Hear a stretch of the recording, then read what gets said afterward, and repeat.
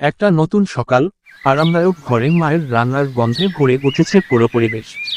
ছুটির দিনের শুরু হোক পরিবারের সাথে একসাথে নাস্তার টেবিলে। ব্রেকফাস্ট উইথ ফ্যামিলি রান্না করা, সকালের খাবার, পরিবার সঙ্গে বন্ডিং। সকাল 8টা, গরম রুটি আর মশলার সুবাস নাফিসার ঘুম ভেঙে দিল।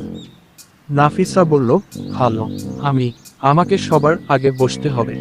আজ কি ওই গোল গোল জিনিসটা খাবো, যেটা দেখতে চাঁদের মতো?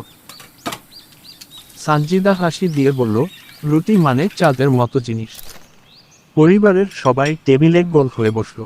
গরম ধোয়া ওঠা রুটি, মায়ের ঝুরি ভাজা আর ডাল। নাফিসা প্লেটের অর্ধেক রুটি দিয়ে নৌকা বানালো এবং আলুর ঝুরি বোঝাই করে বাবার দিকে তাকালো।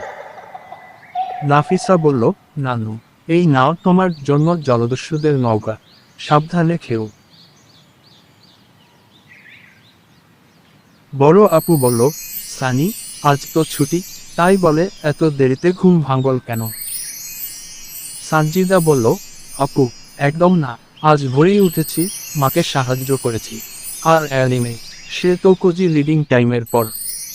বড় আপুর হাসি আর সানজিদার কপট রাগ, সব মিলিয়ে ছুটির সকাল আরো প্রাণবন্ত।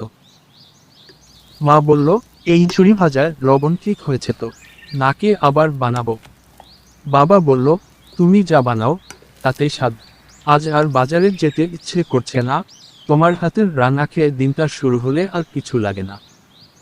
সানজিদার মনে হলো, পরিবারের ছোট ছোট ভালোবাসাই তাদের শক্তি।